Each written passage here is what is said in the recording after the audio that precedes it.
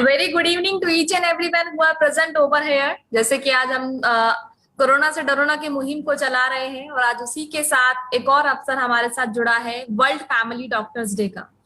Corona से डरोना की मुहिम में चलाते चलाते हम लोग भी कहीं ना कहीं एक फैमिली की तरह जुड़ गए हैं, जो रोजाना शाम को 5 बजे आकर आसपास फैल रही सभी गलत इंफॉर्मेशन को सही में तब्दील करते हैं और अपने साथ के लोगों को, अपने साथियों को एक सही सूचना के जरिए उनको कोरोना से फैलने वाली सभी चीजों के बारे में जानकारी देते हैं, उन्हें अवेयर करते हैं। तो आज फैमिली स्पेशल में कोरोना से डरोना की मुहिम में आप सभी का बहुत बहुत स्वागत और वेलकम है। जैसा कि हम सभी जानते हैं कि 19th of May was the first declared by WONCA in 2010 and it has become a day to highlight the role and contribution of family doctors and primary care team. So once again, congratulations, and we are thankful to all the doctors who are playing a key role in this situation for our nation and for the world also. और आज फिर मैं doctor के अग्रवाल साहब को याद करते हुए, उनको स्मरण करते हुए, उनको श्रद्धांजलि देते हुए, उनकी स्मृति में आज के भी कार्यक्रम को मैं उन्हीं को डेडिकेट करूंगा, क्योंकि हिंदुस्तान में उनसे बड़ा फैमिली फिजिशियन तो मैंने नहीं देखा। कम से कम लाखों परिवारों के वो पर्सनल फैमिली फिजिशियन थे, तो मुझे लगता है कि आज का डे भी उनको डेडिकेटेड होना चाहिए। हमारे साथ 2007 की Miss United Nation Amisha Chaudhary ji हमारे साथ जुड़ गई हैं और ये हमारे लिए बहुत प्राउड की बात है कि आज अमीषा जी हमारे साथ हैं। अमीषा जी भी एक इनिशिएटिव चलाती हैं जिसका नाम है मासिक सत्या, और ये बहुत प्राउड की बात है कि हमारे देश का नाम पूरी दुनिया में रोशन किया था उन्होंने 2017 में, और मिस यूनाइटेड नेशन का ताज हिंदुस्तान लेकर के आई थी। और अभी एक बहुत बड़ा इंडिया का जो सोशल पेजेंट है जिसका नाम है मिसेस इंडिया लेगेसी और मिस इंडिया लेगेसी, उसको ओन करती हैं और हर साल लगभग 30 से 40 जो इंस्पायरिंग वुमेन होती हैं उनको प्रमोट करती हैं सोशल कॉज के लिए, और उनको मिस इंडिया लेगेसी और मिसेस इंडिया लेगेसी के खिताब से भी नवाजती हैं। तो we welcome Amisha ji, thank you so much आप आए जी। नमस्कार, एक बार सभी का फिर से स्वागत है। Sir, we are getting one questions from our audience who are present in on Zoom. So पहला क्वेश्चन हमारे पास अमीषा मैम की साइड से ही आया है. So I request to Amisha ma'am, please unmute yourself and ask your question directly. I had a question that my mother underwent a surgery, laser eye surgery, a month back. So I wanted to know, can she take the COVID vaccine now? Because she was for 15-20 days she was resting, and अब वो क्या vaccine ले सकती है as she is feeling fit and fine? Well, we have a guidelines that if any person is suffering from any illness or he or she is hospitalized or having an acute illness, so then we are deferring vaccine for 4 to 8 weeks. अगर किसी व्यक्ति को, कोई भी इंसान अगर hospital में भर्ती है या अक्यूट इलनेस है, तो फिर 4 to 8 वीक के लिए हम वैक्सीन को डिफर कर रहे हैं। लेकिन जैसे आपने बताया कि वो right now she is well, उनका कभी हुआ था, लेजर हुआ था, लेजर भी बहुत ज्यादा ऐसा पेनिट्रेटिव सर्जरी नहीं है, और राइट नाउ अगर वो सही है, उनको कोई सिम्टम्स नहीं है, कोई ऐसे कोई परेशानी नहीं है, तो directly they can go for the vaccination, no problem. But sorry to interrupt. Yeah, Yes, sorry to ma'am, interrupt you, doctor. Actually, हुआ ये था, post surgery 10 days back she got an infection. उनकी आंखों में infection हो गया था, which people are quoting it was kind of black fungus, right? जो अभी चल रहा है आंखों का. Then she went back to the hospital. We took her to the hospital. Then after taking the treatment and everything, she is fine now. But we are still confused whether to go for the vaccine or we should hold on or not. Okay, so if she got this mucormycosis, जो आप black fungus बोल रहे हैं, और if she is treated well, अगर वो treat हो चुकी हैं, अभी उनके पास उनके कोई symptoms नहीं है, if she doesn't have any symptoms right now and she is well, no fever, no symptoms related to the mucormycosis, if she has recovered fully from the mucormycosis, definitely she can go for the vaccination, no problem at all. All right, thank you so much. Thank you. Welcome. Thank you so much, sir. Here we are getting one more question from our audience. Okay. So question है शिवांगी जी का, ये question है कि sir I got the Covishield vaccine, I had high fever on the first day, it continue on day second with several body ache and joint pain. Should I keep on taking PCM or are these side effects normal? If they cross the 3-day mark, so should I consult with my doctor? Well, a very good question. Have a fever and a body ache or this type of symptoms after the vaccinations, please continue taking paracetamol. You can take paracetamol at least minimum 3 times in a day, maximum 4 times in a day. No problem at all. If you are getting a symptoms related to or after the vaccinations or related to the vaccination, we can say that means your body is responding well for the vaccine. So nothing to worry about that. Please take rest, take plenty of water, take rest and symptomatic treatment. If you're having a fever, take paracetamol. If you're having some what we call throat irritations, take Montelukast levocetirizine. Otherwise, nothing is going to be happen. But what are the most important point for other people to take into the consideration?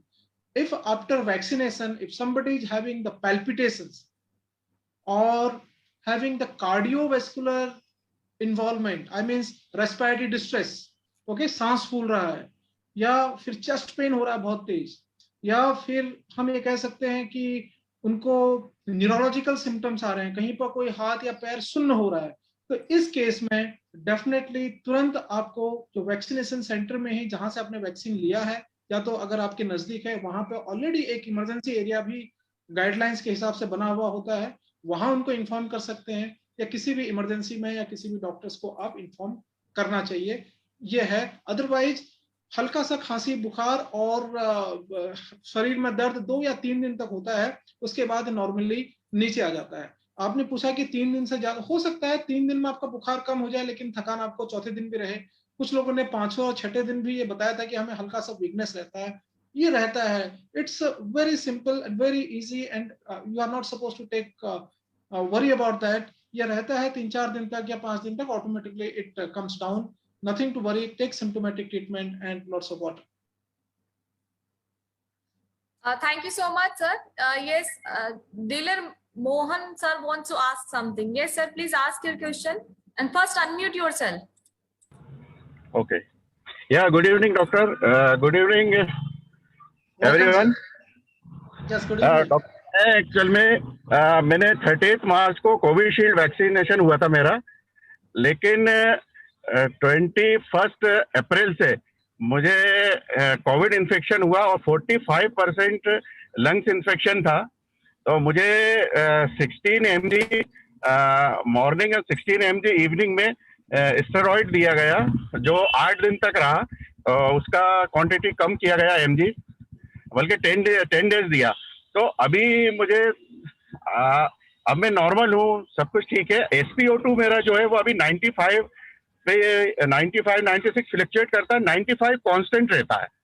और यहाँ मैं भोपाल से हूँ, यहाँ black fungus का भी वो चल रहा है। तो मैं ये जानना चाह रहा हूँ कि जिन्होंने स्टेरॉइड लिया उनको क्या ब्लैक फंगस का शिकायत हो सकता है कि 100% होना है, या और क्या प्रिकॉशनरी मेजर मुझे लेना चाहिए, प्लीज।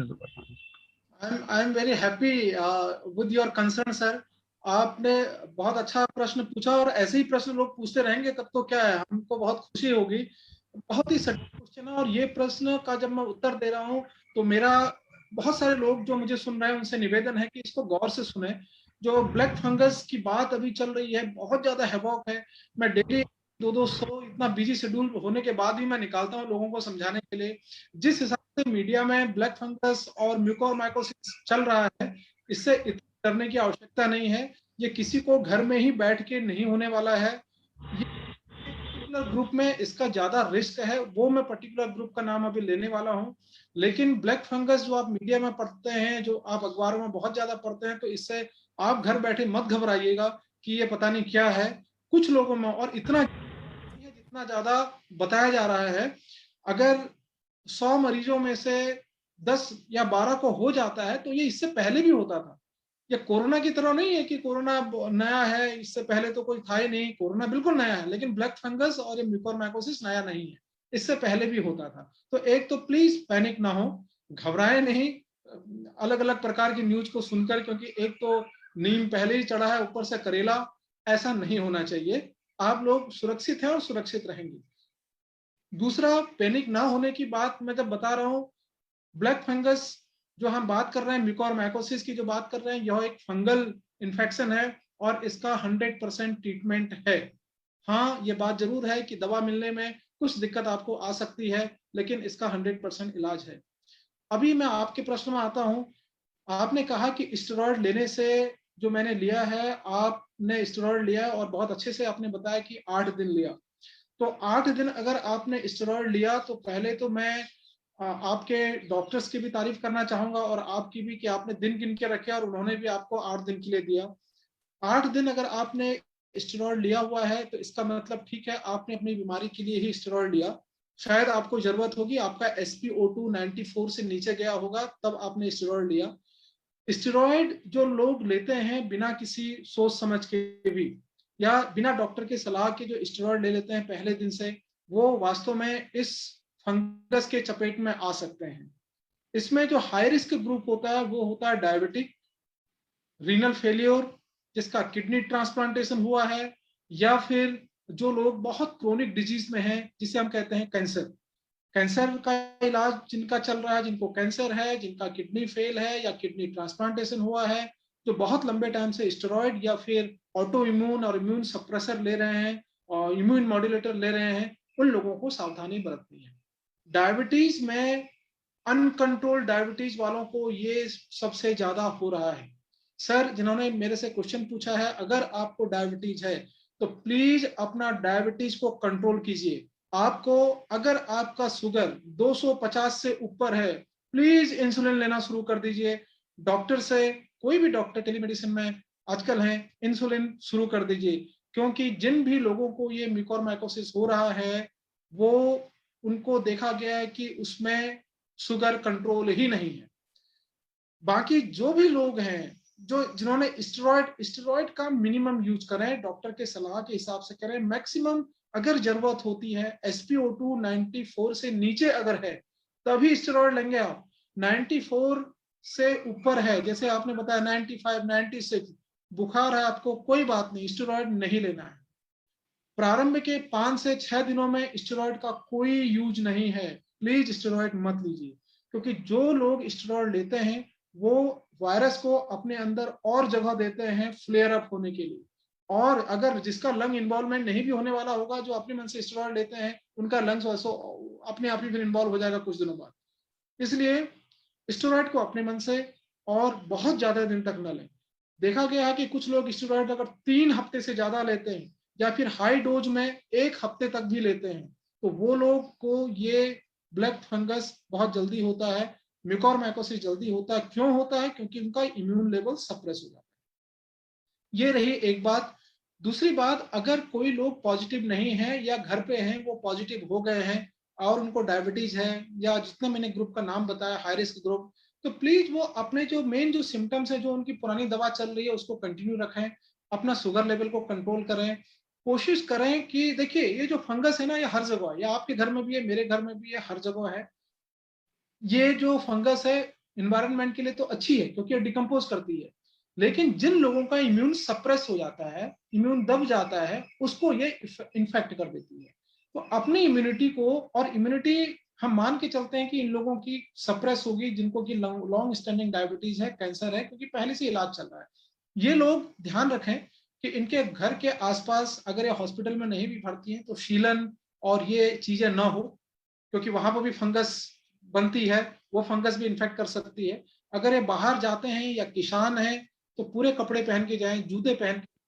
अगर इनके पैर में, हाथ में कहीं कट लग जाता है, तो एक तो वो कैंसर की मरीज है या डायबिटीज है, शुगर भी कंट्रोल नहीं है, कहीं पर कट लग रहा है, तो क्यूटेनियस म्यूकोरमाइकोसिस भी होती है, स्किन के थ्रू भी ये फंगस जा सकता है अंदर। घबराने की आवश्यकता नहीं है। आप इन चीजों का ध्यान रखें कि आपके इर्द गिर्द कोई फंगस तो नहीं है। ऐसे वो लोग जो कि इम्यून कंप्रोमाइज्ड हैं। जो लोग स्वस्थ हैं, सही हैं, उनके लिए मेरी यही गुजारिश है कि आप अपने मन से न तो एंटीबायोटिक्स ज्यादा लें न स्टेरॉइड ज्यादा लें, आपको ये फंगस नहीं इन्फ्लुएंस करेगा। और फंगस तो हमारे सबके आसपास है, हम सब लोगों के पास इसके स्पोर्स भी हैं, लेकिन मैनिफेस्ट नहीं करता, कुछ नहीं होता है। जैसे इम्यून डाउन होगा तब आपका हो सकता है। तो सर जिन्होंने क्वेश्चन पूछा है, 8 दिन तक आपकी स्टेरॉइड चली है, आप अपना ब्लड शुगर चेक कीजिए। आप ये ध्यान रखिए कि जब भी आप बाहर निकले तो आप अपना शूज पहनिए, आप पूरे कपड़े पहनिए, कोशिश कीजिए कहीं ऐसी जगह पर न जाए कि सॉइल से आपका डायरेक्ट टच हो और आपकी कहीं कट लग जाए और आपको इन्फेक्शन हो जाए। इन चीजों का ध्यान रखिए। ब्लड प्रेशर देखिए।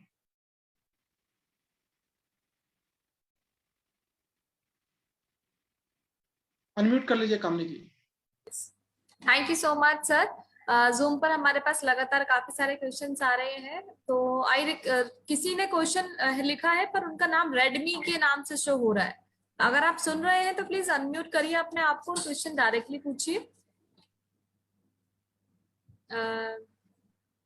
सो यहाँ पर रविंद्र बजाज सर ने हैंड रेज किया हुआ है। Yes sir, please ask your question directly.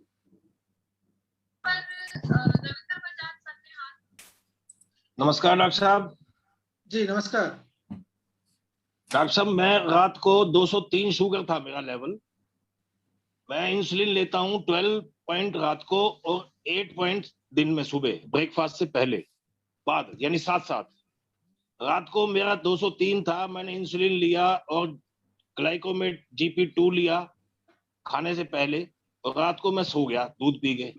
सुबह करीबन 3-3:30 बजे के आसपास मुझे एकदम से शुगर बिल्कुल डाउन आ गया 45। मेरे को चक्कर आए, पसीने से आने लगे। मैं उठा, मैंने वो अपना मीटर लिया, चेक किया, 45 शुगर डाउन हो गया मेरा। फिर मैंने तुरंत उसी समय चीनी वगैरह मीठा कुछ खा के लेट गया, बट सुबह तक भी मेरा 55 रहा। फिर जब मैंने सुबह चाय पी चीनी वाली तो जाके फिर 119 आया। सर ये एकदम से अभी 2-3 बार ऐसा हो चुका है करीबन 1-2 महीने के अंदर। कोविड में था पहले, 4-5 महीने पहले मैं रिकवर कर गया था। जी ये जो आपका शुगर, डॉक्टर कोठियाल साहब अगर हमें ज्वाइन कर लिए हैं तो प्लीज वो जरूर बताएं। जो हमारे सीनियर फिजिशियंस हैं जो आज जिन्होंने ज्वाइन करना था, शायद किसी कोविड इमरजेंसी में अभी वो हैं तो शायद नहीं ज्वाइन कर पाए होंगे। आपने जो बताया कि रात में आपका एकदम शुगर 203 था। हाँ जी 203 था। अचानक इंसुलिन लगा ली आपने, सोचा कि शुगर बहुत बढ़ गई है। जी वो डेली रूटीन में मेरे को इतनी डोज डॉक्टर से मिली हुई है कि इतनी लेनी है। हाँ देखिए ये तो है कि जिसे हम कहते हैं डाउन फिनोमिना और सोमेगा इफेक्ट, ये इफेक्ट्स होते हैं डायबिटिक में। जब हाइपोग्लाइसीमिया हो जाता आपका एकदम से 55 पहुंच गई, इसका मतलब 45 कि आपकी जो शुगर है उसको, जो इंसुलिन आप ले रहे हैं उसको हमें टाइट्रेट करना होगा। और दूसरा, आप जो रात में जो इंसुलिन ले रहे हैं उस इंसुलिन को भी कम करनी होगी। तो जिस डायबिटोलॉजिस्ट से इलाज चल रहा है उनसे आप एक बार संपर्क करें, क्योंकि मैं आपको जानकारी के लिए बता दूं कि एकदम शुगर का कम होना, वो भी रात 2 या 3 बजे, ये बहुत खतरनाक सिद्ध हो सकता है। और आप बता रहे हैं 45-50, तो ये बिल्कुल अच्छा साइन नहीं है। आपकी इंसुलिन बस, मुझे जहां तक लगता है कि 203 अगर आपकी शुगर अगर चले गई, 203 को घबराने की बात है ही नहीं। आपका 202, अगर वो तो कोविड मरीज में हम कहते हैं कि 250 अगर आपकी जा रही तो हमें चिंता की बात है, उसके बाद हम इंसुलिन शुरू करते हैं। लेकिन नॉर्मल आदमी में 200 भी आपकी शुगर है तो इसमें घबराने की कोई बात है ही नहीं, क्योंकि 200 से ऊपर 201 जब शुगर होती तब हम इनिशियल लेवल पर उसको डायबिटीज डायग्नोस करते हैं। डॉक्टर साहब पीछे जब मैं कार्डिया का मेरा एंजियोग्राफी मेरा हो चुका है, 52% ब्लॉकेज थी मेरी 2 नसें। मुझे उस समय शुगर शायद बढ़ी हुई भी थी, तो उस समय स्टार्ट किया था मुझे ये कि इतनी डोज आपको लेनी है इंसुलिन से। तभी से फिर मैं लेता ही आ रहा था। पीछे करीबन 1-1.5 महीने में मुझे ऐसा 3 या 4 बार हो चुका है। जी आपने बहुत अच्छा किया आज जानकारी मुझे बता के। और अब मैं आपसे रिक्वेस्ट करूंगा कि कोई भी जो डायबिटोलॉजिस्ट है या कोई फिजिशियन है उनसे आप एक बार संपर्क कर लीजिए, क्योंकि पिछले 1-1.5 महीने से आप 2-3 बार हो चुका है, जो कि बिल्कुल भी हम अच्छा नहीं मानते। Hypoglycaemia in a case of diabetes is dangerous, मतलब शुगर का कम होना। अगर जैसे आपने 201 या 202 तो उसमें चिंता की कोई बात ही नहीं, उसमें हमें इंसुलिन बढ़ानी है ही नहीं, उसमें इंसुलिन लेनी है ही नहीं। शुगर खाने से पहले था सब। हाँ कोई बात नहीं, खाने से पहले भी अगर 200 रहती है तो उसमें हम अपने मन से शुगर को नहीं बढ़ाएंगे। ठीक है। इसलिए आपका जो इंसुलिन है प्लस जो आप दवा ले रहे हैं, इनको एक बार अच्छे से टाइट्रेट करना है कि है, और आप वही शुगर वही इंसुलिन ले रहे हैं जो डोज आपको तब बताया गया था जब आपका एंजियोप्लास्टी होती, तो काफी समय हो गया है। मेरा रिक्वेस्ट है आज ही, इनफैक्ट अभी आज मतलब अभी आप अपने अगल बगल जो भी डायबिटोलॉजिस्ट होंगे या जो भी फिजिशियन आपके हैं उनसे बात कीजिए और अपनी पूरी कंडीशन उनको बताइए क्या है कैसा है। उसके बाद अपनी जो इंसुलिन और अपनी जो शुगर की टैबलेट है उनको टाइट्रेट कराइए, वो शायद कुछ डोज उसमें रिड्यूस होंगी और कुछ आपकी मेडिसिन में भी चेंज होंगी। ये जल्दी कराइए, शुगर का नीचे आना बिल्कुल अच्छा नहीं माना जाता। Thank you sir. Thank you so much sir. Yes, जिनका क्वेश्चन पहले था रेडमी करके उनका नाम शो हो रहा है। Yes sir, please unmute yourself and ask your question. Hello sir. जी वेलकम सर। सर एक्चुअली मेरे पापा को 3 वीक्स पहले ना वो फीवर हुआ था तो गला खराब भी था, तो पापा ने मेडिसिन ली थी एंड कोरोना का टेस्ट कराया था। कोरोना का टेस्ट नेगेटिव हो गया था। देन बुखार तो ठीक हो गया था, बट उसके बाद से पिछले 2 हफ्तों से ना बेल्चिंग की प्रॉब्लम हो रही है। बार बार बेल्चिंग आती है, बार बार फ्रिक्वेंटली आती रहती है थोड़ी थोड़ी देर में, तो डर भी रहा है। और पापा डर भी रहे इस बात से कि बार बार बेल्चिंग आ रही है, कहीं प्रॉब्लम तो नहीं है, तो उसमें हम क्या करें? देखिए अगर उन्हें सिर्फ आप बता रहे हैं कि उनको केवल खांसी थी प्रारंभ में और फीवर था, कोई बुखार नहीं था, लेकिन आपने कोविड टेस्ट कराया वो भी निगेटिव आ गया और बाकी कोई ऐसे सिम्टम भी उन्हें नहीं है जो कि कोविड की ओर हमें सस्पेक्ट करते हैं, जैसे कि पेट खराब होना, loss of smell, loss of taste, ऐसा कुछ भी नहीं है। केवल खराश थी, वो ठीक हो गई है, आरटीपीसीआर में निगेटिव आ गया और अब आप जो बता रहे हैं वो डकार आ रही है। और आप पिताजी हैं तो उम्र भी उनकी 50 से ऊपर ही होगी। 60+ है सर। 60 प्लस उम्र है। हाँ जी। आपका एक तो शुगर चेक कराइए। इस टाइम में शुगर की मॉनिटरिंग बहुत जरूरी है। और अगर शुगर भी उनका ठीक है, उसके बाद डकार आ रही है, तो कोई भी प्रोटोन पंप इनहिबिटर जिसे हम बात करते हैं, पेंटोप्रोजोल प्लस डोमपेरिडोन आता है और रेबिप्रोजोल प्लस डोमपेरिडोन होता है, सुबह खाली पेट खाएं। सुबह सुबह चाय न पिएं और जो चिकनी चुपड़ी चीजें हैं जैसे कि तेल का खाना और पूड़ी, ये सब चीजें ना। खाने का समय निर्धारित करें कि सुबह जो वो ब्रेकफास्ट के टाइम जो है, ब्रेकफास्ट का टाइम 8 से लेकर 9 बजे के बीच या 7:30 से 8:30 बजे के बीच हो जाए तो बहुत अच्छा है। लंच 1 से 2 और डिनर बहुत कम करें, वो भी 7 बजे के आसपास। ये मैं अपने मरीजों को बताता हूँ, ये मैं आप सभी लोगों को बता रहा हूँ। तो आधे से अधिक ये समस्या इसलिए होती है, इसको हम ये जो आप बता रहे हैं ये जी भी हो सकता है, गैस्ट्रोइसोफेजियल रिफ्लक्स जिसे बोलते हैं, एसिड पेप्टिक डिजीज भी हो सकता है।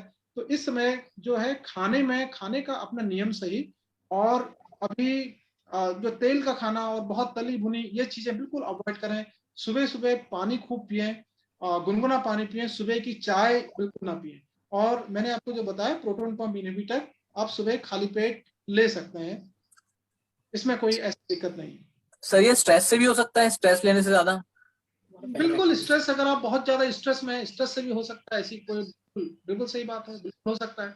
बहुत ज्यादा स्ट्रेसफुल कंडीशन में आपको बेल्चिंग भी आ सकती है, आपको हिचकी भी लग सकती है, ऐसी कोई बात नहीं, हो सकता है। लेकिन आप जितनी चीज उपाय बताए हैं ये आप कीजिए, ये ठीक हो जाएगा। Thank you so much sir. Zoom से हमारे पास एक और क्वेश्चन आ रहा है, उनका नेम करेक्टली नहीं शो हो रहा है, तो उनका क्वेश्चन है कि sir I got Covid shield vaccine on 10th of May, but one day to till date I have chest pain both side, left and right, something in back side. Okay, Dr. Mahendra is there. Dr. Mahendra would like to answer this question. Okay, probably मुझे लगता है वो भी कहीं emergency में है। Yes, मैंने अभी भी बताया था, कोविशील्ड लगने के बाद अगर आपको कार्डियक और रेस्पिरेटरी सिम्टम्स आते हैं, मतलब अगर आपको चेस्ट टाइटनेस हो रहा है और सांस भी फूल रहा है, तो डेफिनेटली आपको डॉक्टर से, अगर आपको हल्का सा माइल्जिया हो रहा है, फीवर हो रहा है, गले में क्या बोलते हैं इरिटेशंस हो रहा है, और या फिर आपको सर दर्द हो रहा है, तो ये चलता है, ये इतना चीजें अंडरस्टूड है। बट चेस्ट टाइटनेस अगर आपका हल्का है या फिर बहुत ज्यादा टाइटनेस हो रही है, तो इस कंडीशन में आपको जो आपके जो नियरेस्ट फिजिशियन है या जहां से आपने वैक्सीन लगाई है, उन्होंने एक नंबर दिया होगा, फार्माको विजिलेंस जो एक होती है टीम वहां पे, उनको रिपोर्ट करना होता है, तो आप तुरंत उसको रिपोर्ट कीजिए। अगर आपकी चेस्ट टाइटनेस, अपना एक बार ब्लड प्रेशर भी आप चेक कर लीजिए, ब्लड प्रेशर भी चेक कर लीजिए। और इसके साथ साथ आप SpO2 भी अपना चेक कर सकते हैं कि कितना है। ब्लड प्रेशर देखिए आपका नॉर्मल है, SpO2 भी नॉर्मल है, सांस भी अगर आपका नहीं फूल रहा है, तो प्रोबेबली कोई ऐसा खतरा नहीं हो सकता। लेकिन अगर चेस्ट पेन आपका बढ़ रहा है और चेस्ट पेन आपका चलने में अगर बढ़ रहा है, आप चल रहे हैं, मूवमेंट करने में बढ़ रहा है एक साइड में, और कहीं ना कहीं ये लेफ्ट साइड को रिफर हो रहा है, आपका चेस्ट पेन आपके बाएं हाथ की तरफ को जा रहा है, तो हम एक खतरे की घंटी इसे हम कह सकते हैं कि आपका हार्ट इन्वॉल्व है। तो अगर ऐसी चीजें हैं, ऐसे सिम्टम्स हैं कि चलने पर दर्द बढ़ रहा है और रिफर्ड हो रहा है, मतलब इस बाएं हाथ की तरफ को जा रहा है, तो हम कुछ हार्ट की तरफ को इशारा कर सकते हैं कि हाँ हो सकता है। तुरंत इन्फॉर्म कीजिए अपने किसी फैमिली फिजिशियन को, या टेलीमेडिसिन के थ्रू आप किसी डॉक्टर से, या जहां से आपने वैक्सीन ली है वहां पर भी आप इसके साइड इफेक्ट को आप बता सकते हैं, वहां पर रिपोर्ट कर सकते हैं। Thank you so much sir. यहाँ पे नमित वार्ष्णेय जी हमारे साथ हैं and he wants to ask something. Yes sir, please ask your question directly and first unmute yourself. Yes. Good evening doctor Santosh, good evening doctor Devendra Gupta ji, hello Kamini ma'am. Santosh sir, दो question है मेरे। एक question ये है कि जैसे कोरोना के लगातार मामले जो है कम होते जा रहे हैं और सभी स्टेट्स में देखा जा रहा है, पिछले साल की तुलना में देखा जाए इस साल जो केसेस कोरोना के केसेस आए, अब जैसे कोरोना कम हो रहा है और लोग फिर से मार्केट में जाना आना चालू करेंगे, तो हमें कैसे ट्रीट करना और कैसे बिहेव करना है, एक तो इसमें आप थोड़ी अपनी जानकारी दीजिए। दूसरा, ये म्यूकोमर्कोसिस जो है इसके मिथ्स हैं कि ये कम्युनिकेबल हो सकती है, और जो ये एपिडेमिक, कुछ स्टेट्स ने एपिडेमिक शो कर दिया है इसे, जैसे हमारा कोरोना तो ड्रॉपलेट इन्फेक्शन है, लेकिन जो म्यूकोमर्कोसिस है कहीं वो कम्युनिकेबल मान रहे हैं, तो इसके लिए जो आप अपने व्यूज दीजिए प्लीज। थैंक यू जी। नमित वासनी जी, बहुत अच्छे प्रश्न आपने पूछे हैं और ये ज्वलंत समस्या है अभी। और जब मैं ऐसे प्रश्नों का उत्तर देता हूं तो मुझे अच्छा लगता है, शायद अगर मेरे इस प्रश्नों को लोग समझ पा रहे हो। मैं नहीं चाहता कि आप सुने, मैं चाहता हूं कि आप समझें, तो काफी लोगों को मैं आराम दे सकता हूं यहाँ से और काफी लोगों को आराम फील होगा भी। मैं पहले प्रश्न पर आता हूं कि कम होना, अभी हम ऐसा नहीं कह सकते कि कोविड-19 जो है बहुत हम कम आ गया और केस कुछ कम हो रहे हैं तो ये अच्छी बात है, रिकवरी अच्छी हो रही है तो ये अच्छी बात है। लेकिन अभी हमें ये नहीं मानना चाहिए कि अब हम ऐसे ही घूमें, मास्क न पहने, कोविड अप्रोप्रिएट बिहेवियर को हम अब नहीं करते हैं, अब तो कम हो गया। दो चीजें जरा गलत तरीके से मुझे दिखती हैं, जिसमें कि हमें और ज्यादा समझना होगा कि जब हमें वैक्सीन लग जाती है दो, फिर हम समझने लगता है अब हमें क्या होगा। जी बिल्कुल ऐसा नहीं है। दोनों वैक्सीन लगने के बाद भी आपको इन्फेक्शन हो सकता है। वो बात अलग है कि सीरियसनेस आपको कम होगी, लेकिन आपको इन्फेक्शन हो सकता है। और अगर माना आप प्रोटेक्टेड हैं भी, आपकी इम्यूनिटी अच्छी है भी, तो आप दूसरे को तो इन्फेक्शन ट्रांसमिट कर ही सकते हैं। तो ऐसा आप क्यों करना चाहते हैं? क्या आपको अच्छा लगेगा कि आपसे किसी दूसरे को इन्फेक्शन हो? नहीं ना। दूसरी बात है कि हम लोगों को, मैं बार बार कहता हूं, मास्क को अपनी भूषा की तरह धारण करना चाहिए। जैसे हम लोग टाई पहन के निकलते हैं, अपने शर्ट को पहनते हैं, वैसे हम मास्क को भी देखें कि मास्क टाइट है या नहीं है। मुझे नहीं लगता कि बहुत बड़ी प्रॉब्लम है मास्क को पहनने में। चश्मा भी हम पहनते ही हैं, मास्क भी पहन लें, तो इसको हम पहने। और जो वासवे जी ने प्रश्न किया, तो मैं आपको बताना चाहूंगा कि ये 2021 चल रहा है, मैं कहूंगा कि 2022 में भी हमें मास्क को पहनना पड़ सकता है।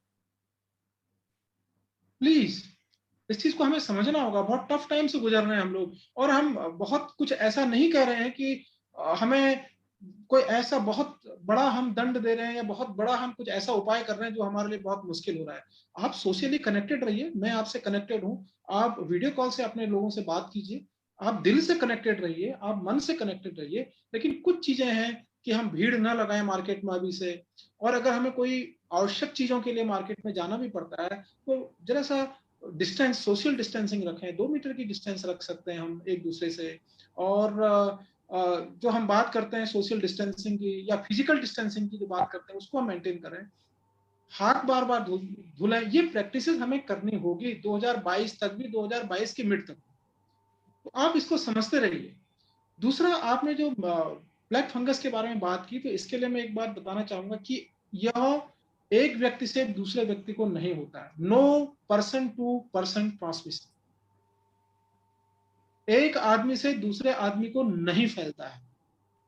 और ऐसा नहीं सोचना है कि आपको घर बैठे हो जाएगा, बिल्कुल नहीं होगा। म्यूकोरमाइकोसिस या ब्लैक फंगस आज की नहीं है, ये इससे पहले भी होती थी, और हमेशा जब जब भी लोगों का इम्यून कंप्रोमाइज हुआ है, ये हुआ है। जिन लोगों का इम्यून कंप्रोमाइज होता है उनको बैक्टीरिया का भी तो इन्फेक्शन होता है, तो उनको फंगल का भी इन्फेक्शन होता है।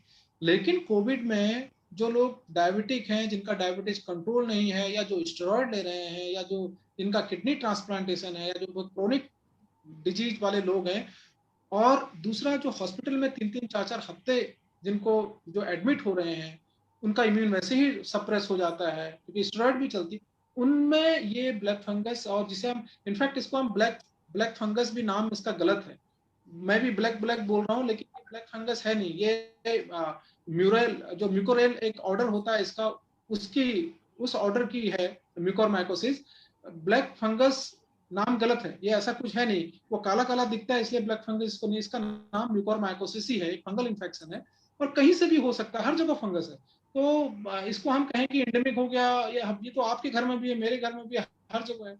जिन लोगों को ये फंगल इन्फेक्शन ये वाला हर किसी को होता होगा, लेकिन मैनिफेस्ट नहीं करते लोग क्योंकि इम्यूनिटी अच्छी है। जो लोग हाई रिस्क ग्रुप है उनमें ये करता है, बिकॉज कोविड के वजह से लोग गलत ट्रीटमेंट ले रहे हैं। कुछ लोग, कोई लोग 10-10, 15-15, 20-20 दिन तक एंटीबायोटिक्स ले रहे हैं, कुछ लोग अपने मन से स्टेरॉइड को ले रहे हैं। डायबिटीज, जैसे अभी एक सर का क्वेश्चन था कि डायबिटीज देखिए, वो पिछले इतने टाइम से डायबिटीज, बिकॉज इसमें क्या है कि लॉकडाउन की भी समस्या है, डॉक्टर के पास नहीं जा पा रहे हैं, तो डायबिटीज भी कंट्रोल नहीं है। ये चीजें हैं जिनको कि ये डिजीज फ्लेयर अप हो रहा है, और इसकी दवाइयां हैं, और ये ठीक हो जा रहा है। इसके लिए पैनिक होने की आवश्यकता नहीं है, हर किसी को पैनिक नहीं होना है। जो लोग हाई रिस्क ग्रुप में हैं उनको जरा ध्यान रखने की आवश्यकता है, और विशेषतः जो हॉस्पिटल में जब पेशेंट आता है तब ये डॉक्टर्स को बहुत जल्दी पहचानना होता है। जितनी जल्दी इसको पहचान लेंगे हम, इस फंगस को, उतनी जल्दी इसका इलाज शुरू हो जाएगा, और जितनी जल्दी इलाज शुरू हो जाएगा उतनी जल्दी जान बच जाएगी। हाँ, ये जरूर है कि जिन लोगों को ये ब्लैक फंगस या जो ये म्यूकोरमाइकोसिस हो जाता है, ये बहुत फैटल होता है, ये बहुत जल्दी आपके साइनसेस से आपके ब्रेन में जा सकता है, आपके लंग्स में जा सकता है, आपके गैस्ट्रोइंटेस्टाइनल ट्रैक्ट में जा सकता है। तो इसका ट्रीटमेंट बहुत जल्दी से करना होता है, लेकिन नॉर्मल आदमी को घर बैठ के ये नहीं होने वाला। ये आप बिल्कुल ध्यान रखिए, अच्छे से खाइए, तंदुरुस्त रहिए, ये चीज ऐसी नहीं है। Thank you so much sir. Here we are getting one more question from Chandu ji की साइड से, उन्होंने अपना हैंड रेज किया है। Yes sir, please ask your question directly and first unmute yourself.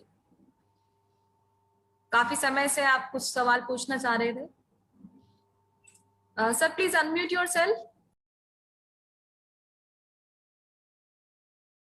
Yes sir, you are audible. Please ask your question. Madam, good evening, sir. Good evening, sir. Good evening, sir. Sir, actually, I'm a Telugu. Hello. Yes, please ask your question. Sir, Telugu आता है तुम्हारे I'm a village, sir. आप तेलुगु तो जानते हैं। Okay, let him say. Yes. You कोशिश करो. Yes, you can try.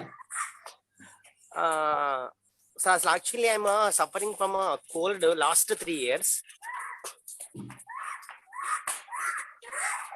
3 years నుంచి కోల్డ్ ఉంది సార్, నాకు కోల్డ్ ఉంది కానీ మళ్ళీ మధ్యలో తగ్గిపోయింది. వస్తుంది ఇప్పుడు చాలా హ్యాపీగా ఉన్నా, నో ప్రాబ్లం, కోల్డ్ ఏం లేదు. కాకపోతే ఈ మధ్య కాలంలో ఒక 2-3 డేస్ నుంచి మళ్ళీ కోల్డ్ వస్తుంది, వస్తే టాబ్లెట్ వేసుకున్నా వెళ్ళిపోయింది. నా భయం ఏంటంటే ఈ కోవిడ్ ఏమో అని just doubt sir, I think. Okay, but if I'll speak English, so it will be comfortable for you. Yes, sir. English. Okay. Okay, I understood. okay. I've understood. Okay, gentlemen, you are asking that you are having cold for last 3 days. Okay, and you are having a suspicion of COVID-19. Maybe you are having COVID or not, or these all symptoms may be related to the COVID. Okay, I am answering your question. Your question is very valid, and I welcome you. You are trying your best to communicate with us. I'm really very nice to see you. First, any Sir, 1 minute. I may 3 children, 2 children there, sir. 1 girl, 1 boy. 9 years old, 6 years old. I am 38 years old. Okay. That's why I'm very afraid, sir. Okay. First thing, if you have cold means you have a sore throat. No, pain, sir, not there. Pain in the throat, or your nose is running. That is what we are saying, the running nose, running yes, or watery nose, and have a fever also. Yes, sir. So fever if you have a fever or throat pain or running nose, then you are supposed to wear mask in a home. Okay. You are supposed to wear mask in a home, and if these symptoms are worsening, if these symptoms, your fever is rising more, or your throat is increasing, pain is increasing, or if these symptoms are worsening, so get your test done. Or by the time you get your test done, please have a mask in your face. Whenever you are coming in contact with your children, I request you to please wear a mask and get your test as soon possible. Okay, and by the time you can take paracetamol 650 milligram. Okay, morning, evening, and night, and montelukast and levocetirizine. 1 day, in 1 day, and steam inhalation. Okay, steam inhalations 3 times in a day. Okay, with all the nutrition, and get your report. By the time you get your report RT-PCR, please have a mask while contacting with your children in a home. Okay, sir. Thank you, sir. Thank you giving this wonderful opportunity. Thank you so much, sir. समय कम रहते हुए एक और आखिरी सवाल मैं ले रही हूँ, जो काफी समय से ये सवाल पूछना चाह रहे थे, गौतम लोहानी जी. Yes, sir. Please ask your question. First, unmute yourself. Thank you, ma'am. Thank you, sir, giving the opportunity to raise the question. Now, sir, are you hear me? Hello? Yes, sir. You're audible. Yeah. Now, sir, I have 2 questions. One, my mother is 70 to 73 years old, suffering from diabetic last 10 years and also asthmatic. तो क्या मैं अपनी mother को vaccination करवा सकता हूँ? One. Second question, I am frontline worker. Since February 2020, I am wearing double mask whole day, around 10 to 15 hours in a day during my working hours. Still, so that's why, sir, अभी आपने बताया कि it is like wearing a shirt or wearing a glare goggles. तो sir मैं थोड़ा इससे इत्तेफाक नहीं रखता हूँ, क्योंकि कंटिन्यू डबल ट्रिपल मास्क पहनने से आई थिंक शायद मेरी बॉडी पे भी इसका थोड़ा इफेक्ट हो रहा है, क्योंकि कंटिन्यू मास्क पहनना, फेस शील्ड कवर करना, और ये किसी भी कोई भी मौसम हो, जैसा भी हो, घर पे आने के बाद any time like 9 o'clock, 10 o'clock, 11 o'clock कभी भी हमें स्नान करना पड़ता है. ठीक है, change the all, removes all clothes, washing clothes.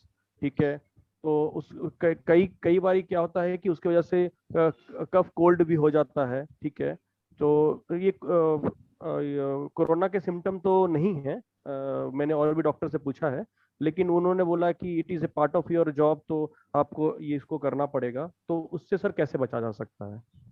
Ji, thank you. Gautam Lohani ji, it's a very important concern, and I can understand your feeling, because you are frontline and we are also frontline.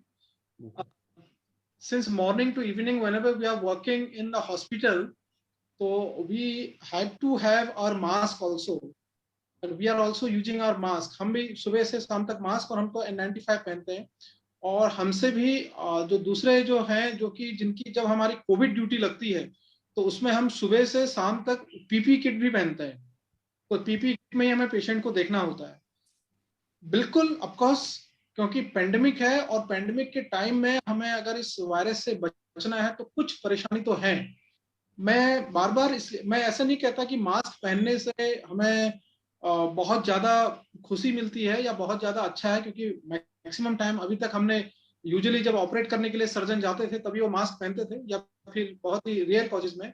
तो ये मैं बार बार इसलिए लोगों को बोलता हूँ कि वेशभूषा के साथ पहनना, कि मैं उन्हें एक पॉजिटिव रिइंफोर्समेंट कर सकूं, क्योंकि मास्क हमारे पहनावा का हिस्सा कभी नहीं रहा है, और किसी भी नए चीज को धारण करने में, किसी भी नए चीज को एक्सेप्ट करने में टाइम लगता है, बहुत टाइम लगता है। But I am happy, I am proud of my country कि फिर भी हमने, क्योंकि आप कहीं अगर हमसे भी कहें या हमारे फैमिली में भी कोई नई चीज आती है तो हम एक्सेप्ट नहीं करते, this is a human psychology. But why I am proud कि इतना कहने के बाद भी पिछले 1 साल में ही अब मैक्सिमम लोग मास्क पहनते हैं। और बार बार मैं इसको वेशभूषा से इसलिए जोड़ता हूं कि हम इसको रीइंफोर्स करें, क्योंकि अगर हम रीइंफोर्स नहीं करेंगे तो शायद फिर हम वो भी नहीं कर पाएंगे जितना कर रहे हैं।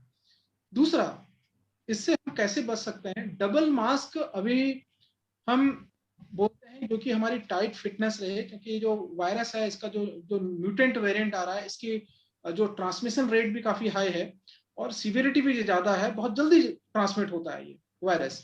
तो इसलिए हम कोशिश करते हैं कि जो हमारा डबल मास्क पहनने का मेन कंसेप्ट है वो ये है कि टाइट फिट रहे। इससे पहले लोग क्या करते थे कि एक मास्क पहनते थे, एक मास्क पहन के वो आधा चेहरे से नीचे आता है और या तो नाक से नीचे आता है।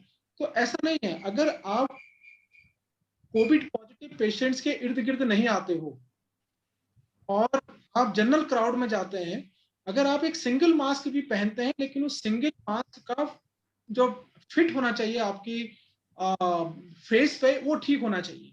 आई मीन आपका नोज, आपका माउथ, आपका चिन पूरा तरह कवर रहना चाहिए। तो if you are getting some problem कि डबल मास्क में बहुत ज्यादा हो रहा है, तो आप सिंगल मास्क अगर आप पहनते हैं, आप चाहे तो जो मेडिकल मास्क आता है, medical mask is equally good, तो आप मेडिकल मास्क पहनिए, तो ये आपके रिस्क को भी रिड्यूस करेगा। और मेडिकल मास्क को आपको शाम को 6 से 7 घंटे का कवर देता है, शाम को आपको इसको डिस्पोज करना होगा। बट ध्यान रखिएगा कि जब भी आप जो मास्क पहने उसका फिट आपका चेहरे पे जरूर रहना चाहिए, क्योंकि अगर इस साइड से या कहीं साइड से ढीला होता है तो इन्फेक्शन अंदर जाने की चांसेस रहता है। और दूसरी मैं बात कहूं, बिल्कुल आप सही बोल रहे हैं, मास्क पहनने में जो एक खुली हवा में हम सांस लेते हैं वो संभव नहीं हो पाता है। बट जितने भी मास्क बने हुए हैं, that all mask are giving us full respiratory inhalations और एक्सेलरेशन ऑल्सो। इसमें ऐसा नहीं है, और बहुत सारी स्टडीज भी हुई हैं, ऐसा नहीं है कि हमारे अंदर CO2 रिटेन कर जाता है। बस साइकोलॉजिकली हम ऐसा ना सोचें। लेकिन मास्क पहन के अगर आप दौड़ रहे हैं, मास्क पहन के अगर आप बहुत तेज चल रहे हैं, definitely it will create some problem. तो बिल्कुल भी हम रिकमेंड नहीं करते कि मास्क पहन के आप एक्सरसाइज करें, मास्क पहन के आप दौड़ें, बिल्कुल नहीं। लेकिन आप किसी जगह पर काम कर रहे हैं तो मास्क तो पहनना ही होगा अभी। और मास्क डिजाइन हुए हैं जो अच्छे मास्क हैं कि आप आराम से सांस ले सकते हैं, इसमें सांस लेने में कोई भी दिक्कत नहीं आती है। आप मास्क के बाहर से अगर हाथ रखेंगे तो आप सांस ले रहे हैं और छोड़ रहे हैं, आपको पता चल जाएगा। तो इतनी दिक्कत इसमें नहीं है। और अगर मैं आपके पक्ष लूं तो हमारे पास इसके अलावा कोई उपाय भी नहीं है। जरा कष्ट हमें करना पड़ेगा। ऑफकोर्स मुंह ढकना किसको अच्छा लगता है, बट इस कोविड में अपनी जान बचाने के लिए, दूसरे की जान की रक्षा के लिए, इस पैंडेमिक से जीतने के लिए हमें इतना कष्ट करना पड़ेगा। लेकिन आपकी बायोलॉजी में, आपके इसमें कोई फर्क नहीं पड़ता है अगर आप मास्क पहने भी रखें। जरूर अगर आप कोई अलग से कमरे में आते हैं, आपका एक ऑफिस होता है, उस ऑफिस में आप अगर बंद होकर रहते हैं, आप जब भोजन करते हैं, आप बिल्कुल मास्क को उतार सकते हैं। आप पानी पिएंगे, आप जरूर मास्क को उतारिए। ऐसा हम नहीं कह रहे कि सुबह से शाम तक आपको मास्क पहनना ही पहनना है। आप हो सकता है तो रेस्टिंग फेज में आप अपने चैम्बर में अलग से आ सकते हैं, वहां पर किसी अकेले जगह पर जहां पर ट्रांसमिशन ना हो। आप खाना खाते हैं, मैं ये भी रिक्वेस्ट करूंगा खाना भी साथ में शेयर ना करें, कि 2-4 लोग बैठ के सब खाना, अभी कुछ दिन तक, हालांकि अच्छा नहीं लगता, लेकिन कुछ दिन तक हमें इसका भी पालन करना होगा। बहुत सारे केसेस ऐसे देखे गए हैं कि साथ में खाना खा रहे थे प्यार मोहब्बत से, और दूसरे दिन पहले वालों को पॉजिटिव हो गया, तो कॉन्टेक्ट ट्रेसिंग में हम कहते हैं कि भैया खाना खाना जरूरी था क्या, तो उसको हम क्वारंटाइन में रख देते हैं 14 दिन के लिए, दोनों बंद। तो इसलिए कुछ जो है चीजें हमारी जो सामाजिक जो परिपाटी थी उससे जरा हटके हैं। आपके दूसरे प्रश्न पर आते हैं। बहुत ही यूजुअल क्वेश्चन है, जैसे आपने पूछा कि मैं शाम को 9 बजे आता हूँ, मास्क को उतारता हूँ, उसके बाद नहाता हूँ, खांसी वो होती है। ये भले ये लास्ट क्वेश्चन है, लेकिन आपने बहुत अच्छा ये प्रश्न पूछा। क्या आपके प्रश्न का साधारण सा एक जवाब, एक जो प्रश्न है आपका वो ये है, क्या इस समय साधारण खांसी जुकाम भी जो हो जाता है, क्या इसको हम कोविड मान के चलें? तो मैं बार बार कहता हूं, देखिए आपकी अपनी बॉडी को आप जानते हैं। आप दिन भर मास्क पहने हुए हैं, आप शाम को आए, ठंडा है मौसम, आपने ठंडे पानी से नहा लिया, आपका हल्का सा सर दर्द हो गया, उसके बाद आपने एक पैरासीटामोल खाई, सुबह आपका सर दर्द ठीक हो गया, हल्का सा जुकाम लगा। आप अपनी बॉडी को अच्छे से पहचानते हैं, ठीक है, आप एजुकेटेड भी अपनी बॉडी को पहचानते हैं कि हाँ इससे हुआ है। लेकिन अगर आपका जो फीवर है वो क्रॉस कर रहा है, आपका फीवर 99 था, कोई प्रॉब्लम नहीं, 99.5 आया, कोई 101 गया, 102 जा रहा है, 101 जा रहा है, उसके बाद आपकी सीवियरिटी बढ़ रही है आपके बॉडी में। देखिए कोविड आपको बताएगा ये वायरस है, तो ये वायरस आपके बॉडी में वीकनेस करेगा, आपको लगेगा कि माइल्जिया टाइप का लगेगा, आपको रनिंग नोज होगा, सरदर्द तेज होने लगेगा, बुखार बढ़ेगा। मैं ये नहीं कह रहा हूं कि ये जितने भी सिम्टम मैंने बताए ये बिल्कुल कोविड ही है, लेकिन कोविड का टाइम चल रहा है। कोविड जो कहते हैं, अभी इससे पहले भी आया था कि कोविड एयर में है, ड्रॉपलेट में हमारे इर्द गिर्द चल रहा है, तो हमें दिमाग में ध्यान रखना होगा कि हाँ ये कोविड भी हो सकता है। मैं ये नहीं कह रहा हूं आपसे कि आपको जैसे ही कोल्ड हुआ, आपकी जरा सा खांसी हुई कि आप तुरंत गए, आपने लाइन में खड़े होकर टेस्ट करा लिया, बिल्कुल। आपको जैसे ही खांसी हुई, जो कि आपको पता है कि मैंने रात में नहाया इसलिए खांसी हो रही है, ठीक आपको पता है, आपने सिम्टम मॉनिटर किया, 99, 99.5, ओके। बट मैं आपसे रिक्वेस्ट ये करूंगा कि एक दिमाग में एक हल्का सा रखना कि हो सकता है मुझे कोविड भी, क्योंकि बाहर है। आप अपने आप को आइसोलेट कीजिए, अपनी बॉडी को रेस्ट दीजिए। अगर आप 1 या 2 दिन के अंदर आप देखिए, आपको लगता है कि सिम्टम माइल्ड हो गए हैं, सिंपल ठीक था, उससे है पैरासीटामोल खा के ठीक हो गया, you are feeling well, it's okay. लेकिन आप सिम्टम्स अगर ऐसे 3-4 मल्टीपल सिम्टम्स आ रहे हैं, आपको माइल्जिया भी हो रहा है, आपका रिस्क भी है, कॉन्टेक्ट रिस्क भी है, तो जरूर आप एक साइड से टेस्ट भी करा सकते हैं। टेस्ट कराने में कोई दिक्कत नहीं, 3-4 दिन में रिपोर्ट आ जाएगी, भले 3 दिन में आ जाएगी, लेकिन आप अपनी बॉडी को रेस्ट कि आपको खांसी या जुकाम उससे क्यों ना हुआ हो, जिससे भले ही आपको नहाने से क्यों ना हुआ हो या कैसे भी हुआ हो, क्योंकि अगर आपका ये सिम्टम्स आ रहे हैं तो हो सकता है कि ये कोविड हो। बॉडी को रेस्ट देना, अपने आप को आइसोलेट करना, ये तो हम कर ही सकते हैं, ये हम अपने फायदे के लिए करते हैं। ठीक है, you got your answer Gautam Mohan? Thank you so much sir. बता डॉक्टर साहब ने बहुत अच्छी बात कही है कि 2022, 23, 24 तो इन्होंने नहीं कहा, लेकिन 2022 तक हमें मास्क पहनना जा सकता है। लेकिन मैं एक बात कहूंगा कि अगर ये अच्छी आदतें हमारे अंदर इनकलकेट हो गई हैं और ये अच्छी आदतें हम कंटिन्यू करेंगे तो कोविड तो जाएगा ही जाएगा, कोविड के साथ साथ ट्यूबरक्लोसिस भी जाएगा, कॉलेरा भी जाएगा। ऐसी जितनी बीमारियां हैं जो हाइजीन से रिलेटेड हैं वो कंफर्म इस देश से एलिमिनेट होंगी। किसी ने नहीं सोचा था कि पोलियो खत्म होगा, लेकिन एक ड्राइव चला, पूरा देश साथ आया तो पोलियो गया, पूरा देश साथ आया तो कॉलरा गया, पूरा देश साथ आया तो चिकन पॉक्स गया, सबने इंजेक्शन लगाए, सब इंजेक्शन लगवा रहे हैं तो कोविड भी जाएगा। लेकिन ऐसी बीमारियां जिनका इंजेक्शन नहीं बना है, वैक्सीन नहीं बनी है, जैसे ट्यूबरक्लोसिस का कोई वैक्सीन नहीं है कि आप लगवा लें तो नहीं होगा। लेकिन यस, अगर आप मास्क पहनेंगे और आप हाथ धोएंगे तो ये एयरबोर्न डिजीज बहुत जल्दी खत्म होगी, और जब एक को भी नहीं होगी तो दूसरे को नहीं लगेगी। और इसका एक ही प्रिकॉशन है, वो है मास्क और हाथ धोना। So I really would like to thank doctor Santosh साहब कि उन्होंने इतनी इंपॉर्टेंट बात बताई, और हम अगर इन प्रैक्टिसेस को रेगुलर कंटिन्यू करेंगे तो हमारी ही लाइफ इंप्रूव होने वाली है। अंतिम शब्दों के साथ आज आप ही डॉक्टर के अग्रवाल साहब को भी एक श्रद्धांजलि दें और कंक्लूड करते हुए आज आपकी वाणी के साथ आज के कार्यक्रम को विराम देंगे कल के लिए। डॉक्टर साहब। जी, thank you very much everyone first of all. और आज काफी क्वेश्चंस मैं अभी चैट बॉक्स में भी देख रहा हूँ, बहुत सारे चीजों को हम एड्रेस नहीं कर पाए, लेकिन अब हम डेली इसलिए आपके साथ जुड़ते हैं और कोशिश करेंगे कि आपके क्वेश्चंस, आपके कंसर्न्स, और ये फैमिली तरह का टाइप का है, और आप अपने कंसर्न बिल्कुल पूछिए। अपने हर एक व्यक्ति के अपने अपने कंसर्न होंगे, अपने अपने क्वेरीज होंगी, और ये प्लेटफॉर्म ऐसा है, हम ऐसा नहीं कि हम केवल दवाइयों के बारे में बात करते हैं, हम हर चीज के बारे में यहाँ पर बात करते हैं। और आपका एक जो प्रश्न होता है वो हो सकता है हजारों लाखों लोगों का प्रश्न हो, तो मुझे काफी अच्छा लगता है। और डॉक्टर के अग्रवाल, आजकल मैं जिस भी डॉक्टर से बात कर रहा हूँ वो सबके दिलों में बसे हुए थे। मुझे लगा कि मैं ही बहुत पीछे हूँ, जो कि उनका, मैं सोचता था कि मैंने उनको फॉलो करना जब से शुरू किया, काश मैं बहुत पहले से उनको फॉलो करता, क्योंकि जो सीनियर डॉक्टर्स मेरे साथ जुड़े हुए थे, शायद वो फिर इमरजेंसी में उनका फोन आया था कि वो कहीं फिट्स का कोई मरीज है, उसको फिर उनको पीपी पहनना पड़ेगा, वो पीपी पहन के अंदर गए हुए हैं। तो मुझे लग रहा है कि मैं भी यहाँ पर सभी डॉक्टरों का प्रतिनिधि कर रहा हूँ, क्योंकि मेरे साथ के डॉक्टर्स मेरा काम भी देख रहे हैं बाहर। तो मैं समझता हूँ ये काम भी बहुत जरूरी, इंपॉर्टेंट है। और इसी के साथ आज हम आप सभी लोगों की अच्छे सेहत और अच्छे स्वास्थ्य की कामना करते हुए आज इस कार्यक्रम को यहीं समाप्त करते हैं। कल फिर आपसे मिलेंगे और फिर आप जुड़िए। अगर आज आपका प्रश्न का जवाब नहीं दिया गया तो कल कामनी जी से हम रिक्वेस्ट करेंगे कि कल आपके प्रश्न से शुरुआत होगी। नमस्कार। Thank you so much sir. Thank you so much.